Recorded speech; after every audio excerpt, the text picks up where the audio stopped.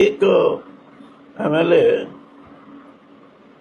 कोई दंगा हुआ, कहने लगी भाई वीरेंद्र, ये जो दंगा हुआ है ये अभी तक शहरों में सीमित है, इसको गांवों में फैलाओ। अरे मैंने कहा फैलाओ क्यों? ये नहीं, ये कैसे? मैं माफ करना, मैं एक बात ऐसी कहूं जो आपको भी शायद अच्छी ना लगे, देशवासियों को भी अच्छी ना लगे, कि भारतीय जनता पार्टी हरियाणा में चुनाव तो हारेगी, लेकिन मैं उसको ये चाहता हूं कि कृपा हो जाए प्रकृति की कि वो अल्टरनेटिव पार्टी भी ना रहे। It should be relegated to third, fourth, fifth position. That should be the attitude of the voter of Haryana. वरना तो अल्टरनेटिव पार्टी हुई तो फिर कभी। नमस्कार दोस्तों, स्वागत है आपका। आपके साथ हमेशा की तरह मैं हूं आशिमा त्यागी। दोस्तों, जिस पार्टी ने पूरे देश में ये नैरेटिव गढ़ दिया है कि हमारे राज्य में दंगे नहीं होते, उसी पार्टी का एक सीनियर नेता आज खुद खड़ा होकर कह रहा है, हमसे कहा गया था गांवों में दंगे करवाओ। सवाल ये नहीं है कि ये बयान चौंकाने वाला है या नहीं, सवाल यहां पर यह है कि क्या अब भी हम आंखें बंद रखेंगे, आंखों को मूंदे रखेंगे।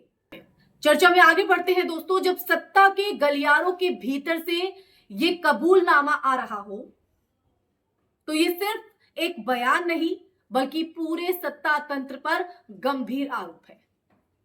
बयान जिसने बीजेपी के दावों की परतें जो है वो उधेड़ दी, और ये बयान किसी छोटे नेता का नहीं है। ये बयान है चौधरी बीरेंद्र सिंह का। जी हां, चौधरी बीरेंद्र सिंह, जो कांग्रेस से बीजेपी में गए, मोदी कैबिनेट में मंत्री भी बने और 2 बार केंद्र सरकार का हिस्सा भी रहे। जब ऐसा व्यक्ति ये कहे कि बीजेपी ने गांवों में दंगे करवाने को कहा तो इसे राजनीतिक नाराजगी कहकर खारिज करना बौद्धिक बेईमानी होगी। यह बयान उस अंदरूनी रणनीति की झलक देता है जिसे सार्वजनिक मंचों पर कभी स्वीकार नहीं किया जाता। जी हां दोस्तों, कभी नहीं। दंगे सत्ता की रणनीति या संयोग, ये सवाल है यहां पर। भारत की राजनीति में दंगे कभी अचानक नहीं होते हैं। सबसे पहले तो आप अपने जहन में ये बिठाइए दोस्तों, वो हमेशा माहौल बनाए जाने, अफवाहें फैलाने, प्रशासन की चुप्पी और राजनीतिक संरक्षण के बीच जन्म लेते हैं। बीजेपी सालों से यह दावा करती आई है, सालों से, कि हमारे राज्य में दंगे नहीं होते। लेकिन सवाल यह है कि अगर दंगे नहीं होते तो फिर गांवों में दंगे करवाने की बात क्यों कही गई? चौधरी बीरेंद्र सिंह की तरफ से बयान क्यों आया? और अगर ये झूठ है तो फिर एक पूर्व मंत्री ऐसा बयान देकर अपनी ही पार्टी की साख दांव पर क्यों लगाएगा? ये सवाल अहम हो जाता है। अब आते हैं गुजरात दंगों पर, एक अधूरा सच। जब भी सांप्रदायिक हिंसा की बात होती है, गुजरात दंगे का जिक्र होता है, गुजरात दंगे का नाम अपने आप सामने आ जाता है। सैकड़ों लोग मारे गए, हजारों बेघर हुए, और आज भी न्याय की जो लड़ाई है वो अधूरी है। उस दौर में सत्ता में कौन था ये कोई रहस्य नहीं, और आज देश के प्रधानमंत्री कौन है ये भी सब जानते हैं। लेकिन सवाल यह है दोस्तों कि क्या हमने इतिहास से कुछ सीखा, समझा उस सच को जाना? बीजेपी राज में दंगे नहीं होते, हकीकत क्या है?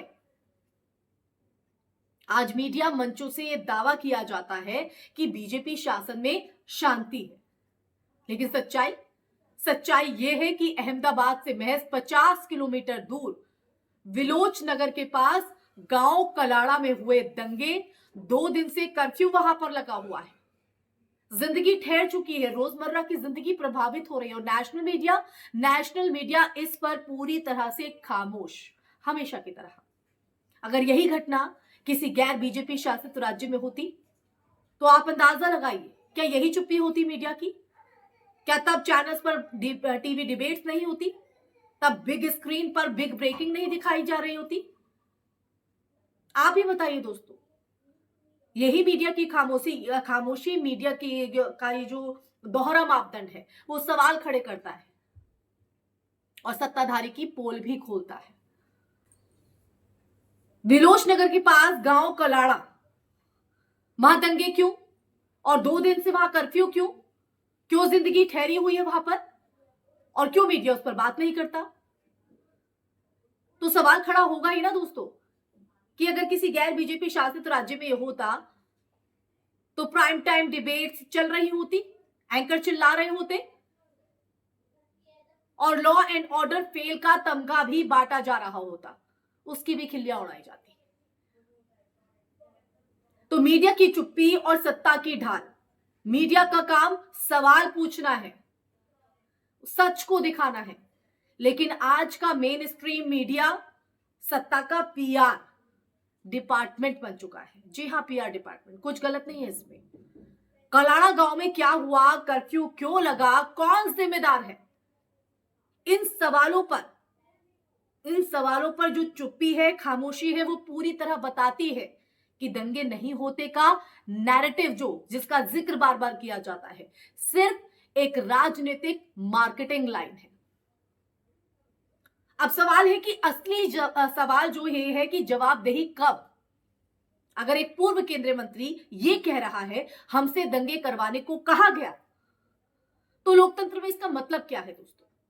सवाल असली ये है, जांच होनी चाहिए, जवाबदेही भी तय होनी चाहिए और पता होना चाहिए कि जवाब मिलेगा कब, और सत्ता से सवाल पूछे जाने चाहिए, सच सामने आना चाहिए। लेकिन यहां अगर हम देखें, हकीकत देखें तो उल्टा हो रहा है। जो सवाल पूछे उसे देशद्रोही कहा जाता है और जो चुप रहे वही राष्ट्रभक्त बन जाता है। कौन है ये लोग तय करने वाले?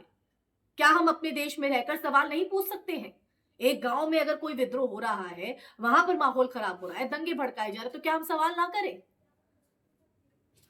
कौन है ये देशद्रोह तय करने वाले और राष्ट्रभक्त तय करने वाले?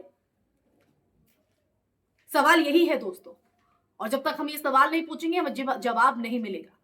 तो हमें चुप नहीं रहना है, और ऐसी चुप्पी के साथ अगर हमें राष्ट्रभक्ति का टैग मिलता है तो नहीं चाहिए ऐसा टैग। और आज सवाल ये नहीं है कि नरेंद्र मोदी या अमित शाह क्या कहेंगे। असली सवाल अगर यहां पर मैं जिक्र करूं तो असली सवाल ये है, क्या देश अब भी झूठे दावों पर भरोसा करेगा या सत्ता से सच पूछने की हिम्मत दिखाएगा? क्योंकि जब सत्ता खुद दंगों के आरोपों के घेरे में होना, तो जो चुप्पी भी है वो चुप्पी भी अपराध बन जाती है।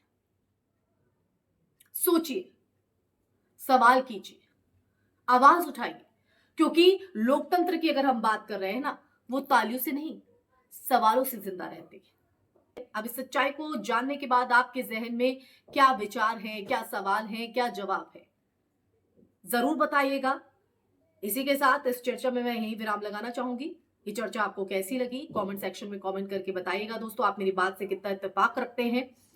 साथ ही इस वीडियो को ज्यादा से ज्यादा शेयर कीजिएगा ताकि सच ज्यादा से ज्यादा लोगों तक, हर नागरिक तक पहुंच सके और वो देश हित में अपना फैसला ले सके। हमारे चैनल को सब्सक्राइब भी कीजिएगा। इसी के साथ आप लोगों से इजाजत लेना चाहूंगी। तब तक के लिए अपना ख्याल रखिए। जय हिंद, जय भारत, नमस्कार।